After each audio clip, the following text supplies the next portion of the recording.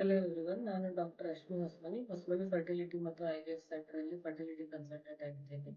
ಇವತ್ತು ಒಂದು simple procedure HSG ಅಥವಾ ಟ್ಯೂಬಲ್ ಪ್ರೆಗ್ನೆನ್ಸಿ ಟೆಸ್ಟ್ ಬಗ್ಗೆ ಹೇಳ್ತೇನೆ. ಫಿಮೇಲ್ಸ್ ಅಲ್ಲಿ ಎವ್ರಿ 14th ಡೇ ಮೆನ್ಸ್ಟ್ರೇಷನ್ ಆದ್ಮೇಲೆ ಒಂದು ಎಗ್ ರಿಲೀಸ್ ಆಗುತ್ತೆ. ಸೊ ಆ ಎಗ್ ಈ ಟ್ಯೂಬ್ಸ್ ಒಳಗಡೆ ಹೋಗಿ ಸಂಭೋಗ ಮಾಡಿದಾಗ ವೀರ್ಯ ಮತ್ತು ಎಗ್ ಸೇರಿ ಪ್ರೆಗ್ನೆನ್ಸಿ ಫಾರ್ಮ್ ಆಗುತ್ತೆ.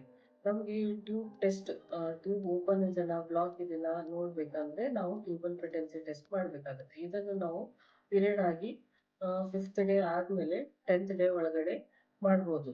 ಇದಕ್ಕೆ ನಾವು ಸಿಂಪಲ್ ಒಂದು ಡೈ ಅನ್ನ ಸರ್ವಿಕ್ಸ್ ಇಂಜೆಕ್ಟ್ ಮಾಡಿ ಅದು ಡೈ ನಮ್ಗೆ ಟ್ಯೂಬ್ ಥ್ರೂ ಸ್ಪಿಲ್ ಆಗುತ್ತಾ ಇಲ್ಲ ಅಂತ ಎಕ್ಸ್ರೇ ಅಲ್ಲಿ ಗೊತ್ತಾಗುತ್ತೆ.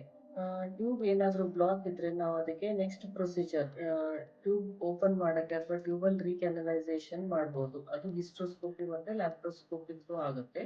ಒಂದ್ ವೇಳೆ ಒಂದು ಟ್ಯೂಬ್ ಓಪನ್ ಇದ್ರೂ ನಾವು ಇನ್ನೊಂದು ಟ್ಯೂಬ್ ನಾರ್ಮಲ್ ಇದ್ರೆ ಅದ್ರ ಥ್ರೂ ನಾವು ಪ್ರೆಗ್ನೆನ್ಸಿನ ಟ್ರೈ ಮಾಡ್ಬೋದು. ಇದರ ಸೈಡ್ ಎಫೆಕ್ಟ್ಸ್ ತುಂಬಾ ಮಿನಿಮಲ್ ಇರುತ್ತೆ. ಸ್ಲೈಟ್ ಪೇನ್ ಅಬ್ಡಾಮನ್ ಇರ್ಬೋದು 1 to 2 days, ಅಥವಾ ಮಿನಿಮಲ್ ಬ್ಲೀಡಿಂಗ್ ಅಥವಾ ಸ್ಪಾಟಿಂಗ್ ಅಟ್ಲೀಸ್ಟ್ 1 to 3 days ಇರುತ್ತೆ. ಇದಾದ್ಮೇಲೆ ಇದಕ್ಕೆ ನಾವು ಓವ್ಯುಲೇಷನ್ ಇಂಡಕ್ಷನ್ ಕೊಟ್ಟು ಆಮೇಲೆ ಪ್ರೆಗ್ನೆನ್ಸಿ ಟ್ರೈ ಮಾಡ್ಬೋದು. ಕೆಲವೊಮ್ಮೆ HSG ಪ್ರೊಸೀಜರ್ ಆದ ತಕ್ಷಣ ಇಮಿಡಿಯೇಟ್ ನೆಕ್ಸ್ಟ್ ಸೈಕಲ್ ಅಲ್ಲಿರೋ ಪೇಷಂಟ್ ಕನ್ಸೀವ್ ಆಗ್ಬೋದು. ಯಾಕಂದ್ರೆ ಸ್ಮಾಲ್ ಮ್ಯೂಕಸ್ ಪ್ಲಗ್ಸ್ ಏನಾದ್ರೂ ಟ್ಯೂಬ್ ಬ್ಲಾಕೇಜ್ ಮಾಡ್ತಾ ಇದ್ರೆ ನಾವು ಆ ಡೈ ಪುಷ್ ಮಾಡೋ ಫೋರ್ಸ್ ನಲ್ಲಿ ಅದು ಟ್ಯೂಬ್ ಓಪನ್ ಆಗಿ ನೆಕ್ಸ್ಟ್ ಸೈಕಲ್ ಅಲ್ಲಿ ಅವ್ರು ನ್ಯಾಚುರಲ್ ಕನ್ಸೀವ್ ಆಗೋ ಚಾನ್ಸಸ್ ಇರುತ್ತೆ.